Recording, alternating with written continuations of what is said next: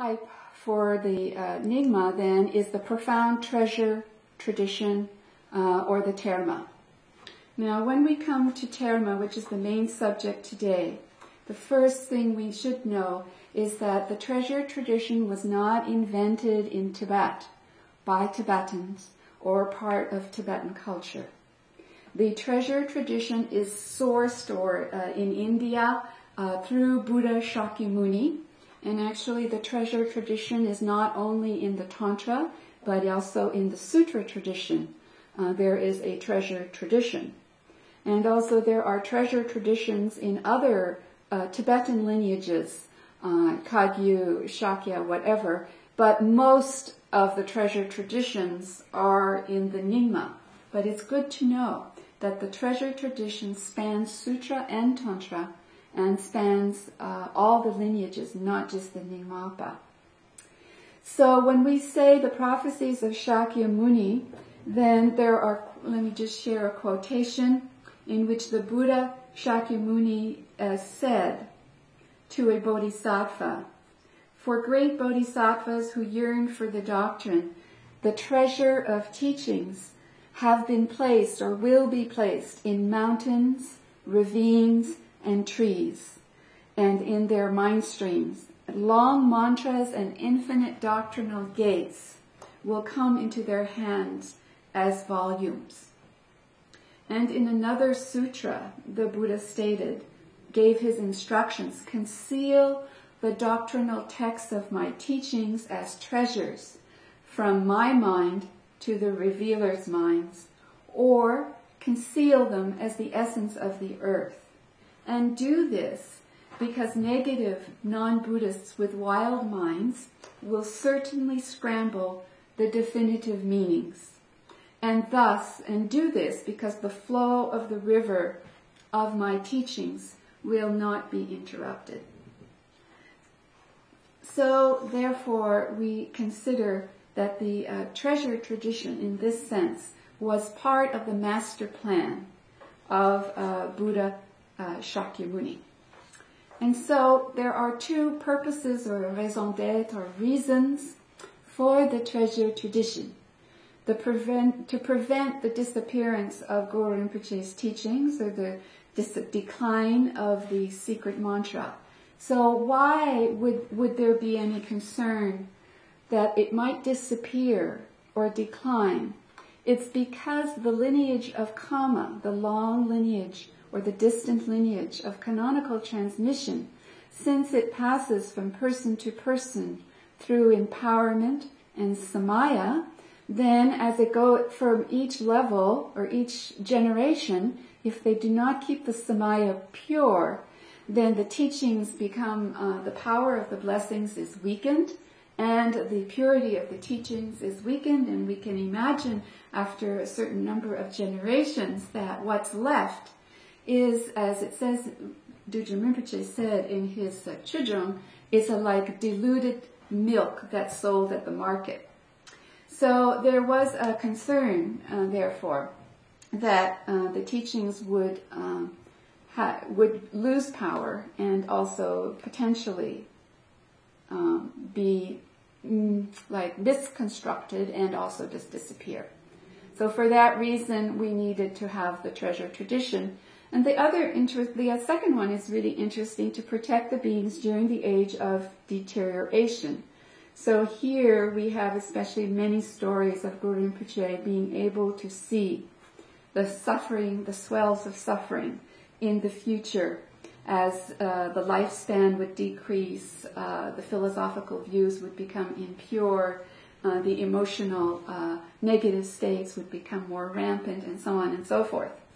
He could see the suffering, and so the idea is that the treasure teachings, because they would be direct and powerful and very full of blessings, compared to the canonical transmission, therefore the treasure teachings could protect beings, help alleviate suffering during the times of the degeneration. So I take a little pause here to drink, and if you have a question, you can type to me in the chat line. Otherwise, I'll just start up again in a moment.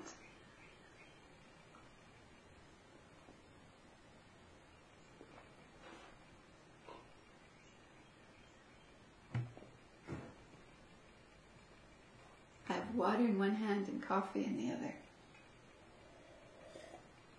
Well, thank you, Jigme's dad, for saying that this is interesting. I really appreciate that, that comment.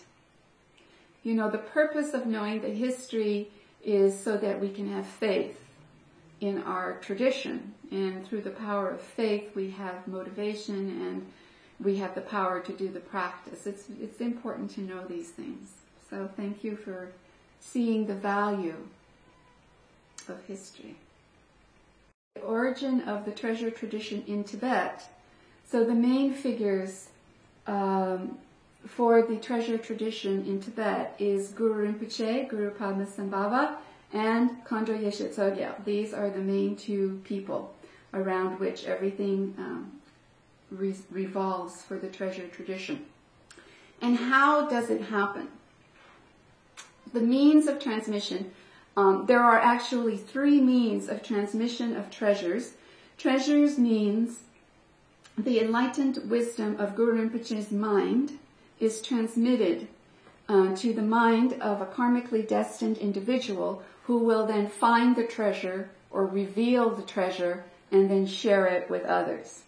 And so there are actually three ways this is done, but they're all can be grouped under just simply what's called the aspirational entrustment from Guru Rinpoche, which means that Guru Rinpoche himself made an aspirational prayer for specific treasure revealers, specific people in mind, saying, may such and such a person have the power to discover this treasure. May such and such a person come to reveal it. May this happen, and may there be of great benefit. And it was like an oath. And this, Guru Rinpoche would do this, and then Khandro Yeshe Tsogyal then would create the treasures. Now, we have two types. Generally, there are many kinds of treasures, but there are two general categories, which is the mind treasure and the earth treasure. So the mind treasure is the wisdom or the teaching of Guru Rinpoche is implanted in the space of awareness itself. And then karmically destined treasure revealers have a cognitive perception. It's mind because they have a cognitive perception of the treasure. And the treasure is usually what's called the Dakini script. So the mind treasure, even though it's from the mind of Guru Rinpoche to the mind of a treasure revealer, the treasure itself can be the perception on behalf of the treasure revealer of a cipher or a Dakini script. So there can be a kind of perceptual experience. It's not just straight mind to mind. So the treasure revealer, for example, might all of a sudden see this script and then be able to unpack and download the Dakini script. And the same thing for the earth treasures, and there are many kinds of earth treasures, not just texts.